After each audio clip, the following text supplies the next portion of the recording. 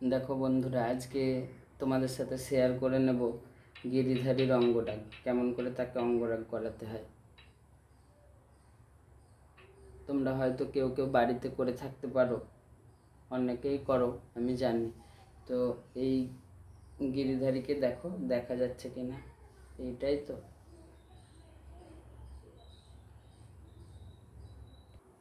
দূর থেকে ভালো বোঝা যাচ্ছিল না, তাই দেখো একটু কোলের কাছে নিয়ে নিলাম।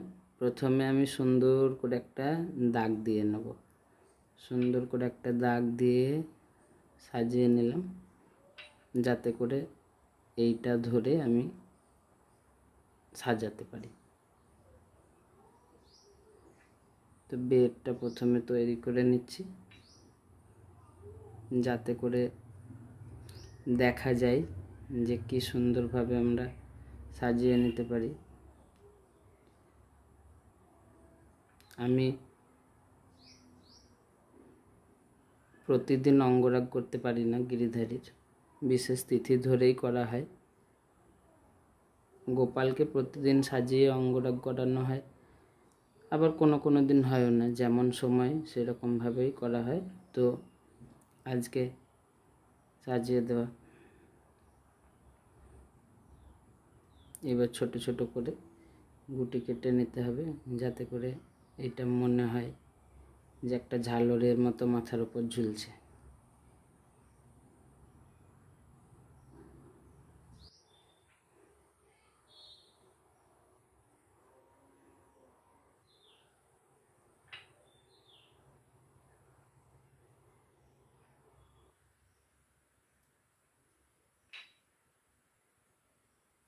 সুন্দর করে সাজাবার ইচ্ছা থাকলে ও নিজে নিজেই যেন সেজে নেয়,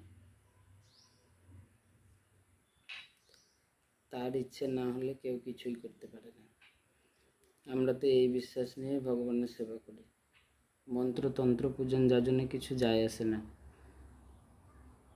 তিনি সরল ভালোবাসাতেই মানুষকে ধরে দেন।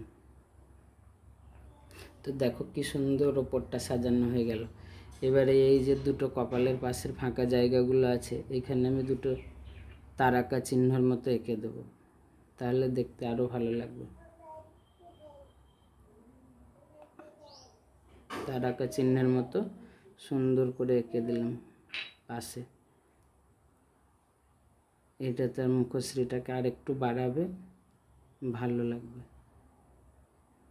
দেখো পাথরেও যে প্রাণ আছে যেন ভগবান প্রমাণ দেন এর মধ্যে দিয়ে। কি সুন্দর লাগছে দেখো দেখতে, মুখটা মনে হচ্ছে জল জল করছে।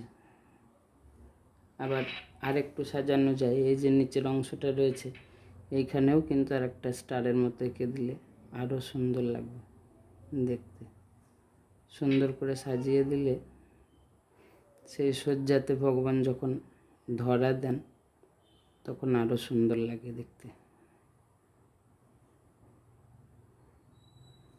এই দেখো, এবারে ওনার একটা সুন্দর আসন রয়েছে, সেই আসনের মধ্যে তাকে বসিয়ে দেবো। দেখো মুখটা কি সুন্দর লাগছে দেখতে। এবারে এই সুন্দর আসনটার মধ্যে বসিয়ে দেব। দেখো আসনের মধ্যে বসে আরও সুন্দর লাগছে, কি সুন্দর লাগছে তাকে দেখতে। ধন্যবাদ বন্ধুরা। এত সুন্দর লাগছে দেখতে, মনে হচ্ছে যে প্রাণটা জুড়িয়ে গেল, কোলে নিয়েই থেকে যায়, মনে হচ্ছে সিংহাসনে আর বসাবো না। তোমাদের কেমন লাগছে বলবে অবশ্যই।